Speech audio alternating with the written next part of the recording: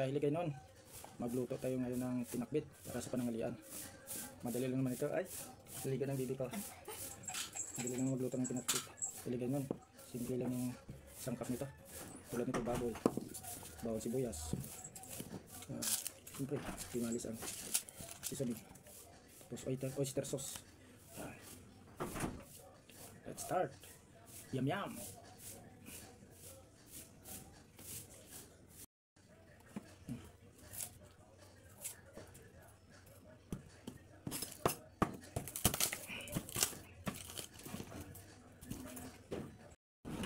Right, igigisa lang natin ito pinakbit mga pailigan nun sa baboy.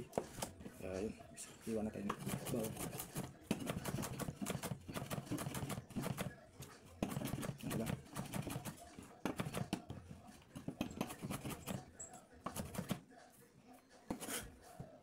Pinakbit.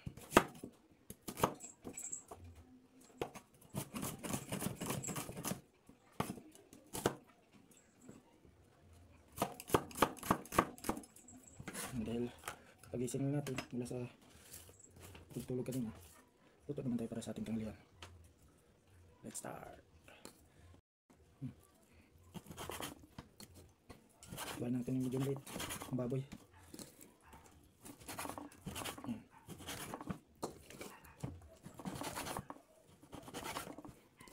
Yum yum yum yum yum.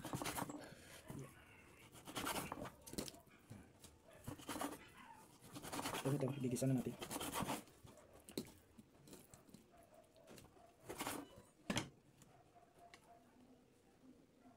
Ha. Start. Gigisa na tayo.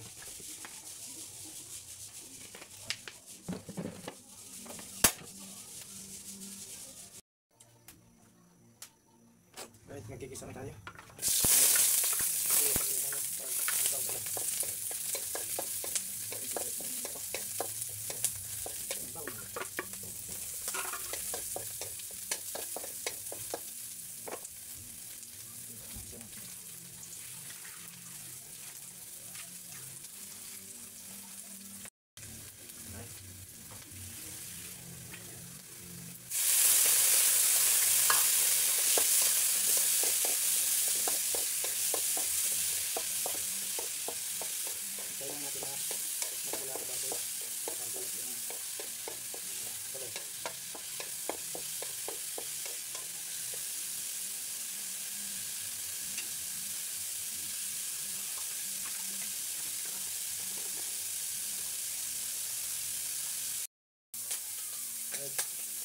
Lagyan natin ng konting tubig para mapalambot natin ang baboy.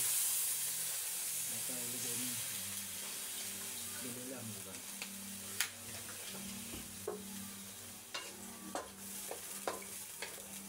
Lagyan natin sa lumambot. Then, asin. Ang ibang sangkap.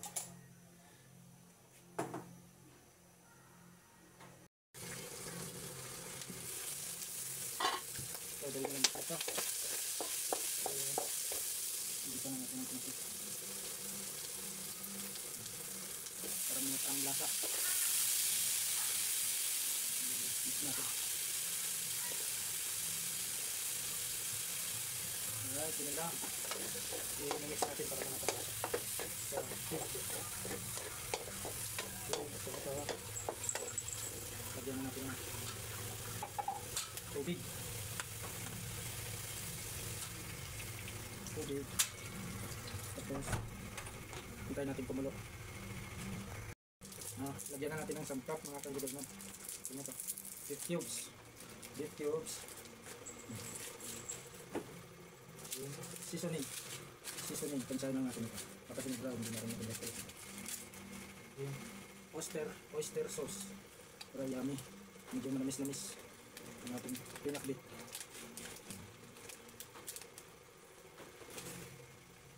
Gusto ko malambot na ang ating nilutong yum yum yum pinakbit.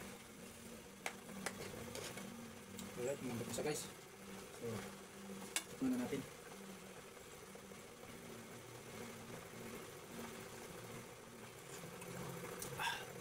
Ilang takal ng kanin naman kayo mga boss ko nito. Yummy. Thank you for watching.